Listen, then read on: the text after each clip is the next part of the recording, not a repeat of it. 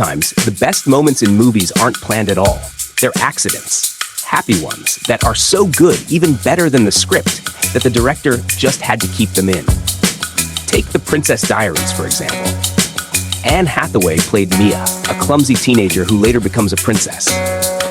The director wanted her to act as awkwardly as possible to create a strong contrast with her transformation. But turns out, Anne didn't need to act clumsy. She was clumsy. In one scene where Mia is talking with her friend on the rooftop, Anne accidentally tripped and fell right on her butt. But instead of cutting, she laughed it off naturally, making it seem totally in character. Audiences thought it was scripted, but it was just a blooper. The director, seeing how perfectly it fit, decided to keep it in. Interestingly, Anne wasn't the only one who auditioned for the role. Even Liv Tyler, known for her role as Arwen in The Lord of the Rings, was considered. She's just as beautiful, so why wasn't she cast?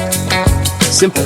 The director's granddaughter saw Anne and instantly felt she had that quirky, dorky charm perfect for Mia.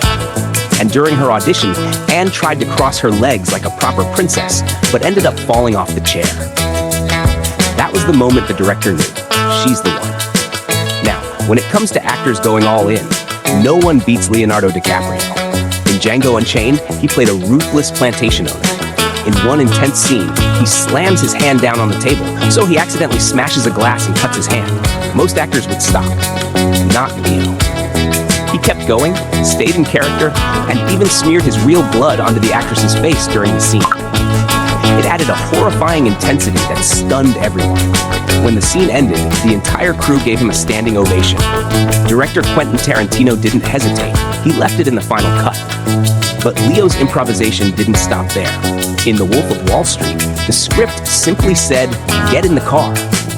But Leo thought that was too boring. So, in full method mode, he made himself look completely drugged out, falling downstairs, dragging himself with no control, crawling into the car like a broken puppet. His eyes were unfocused, his movements wild. It looked so real that even the director thought he might have actually injured himself. Another incredible example? Al Pacino in Scent of a Woman. He played a blind man so convincingly he won an Oscar. What people didn't know is that he trained at a school for the blind. One technique he learned was to stop his eyes from focusing, something that went completely against human instinct. In one scene, he's crossing the street without sunglasses or eye contact and ends up falling into a trash bin. That moment wasn't in the script. But the director, blown away by how real it looked, kept it in. And then there's The Hateful Eight. In a touching scene, Jennifer Jason Leigh is playing a beautiful old guitar, singing gently. Then Kurt Russell, in character, grabs the guitar and smashes it to pieces against a post, yelling "Music time's over." Everyone on set froze. Because that wasn't just any guitar. It was a $40,000 antique borrowed from the Martin Guitar Museum. The props team was supposed to swap it with a fake one before that moment, but someone forgot. Jennifer's horrified scream wasn't acting. It was real heartbreak. Quentin Tarantino, ever the opportunist, decided to keep that once-in-a-lifetime shot in the movie. The museum, however, was furious and vowed never to loan instruments to any film production again. Lastly, we can't forget The Usual Suspects. There's a scene where the suspects are lined up and being interrogated. It was meant to be serious and intense, but Benicio del Toro had eaten something bad, or was just being cheeky, and started farting nonstop.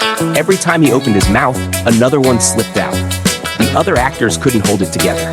They started laughing uncontrollably, completely ruining the tone. But the director loved it.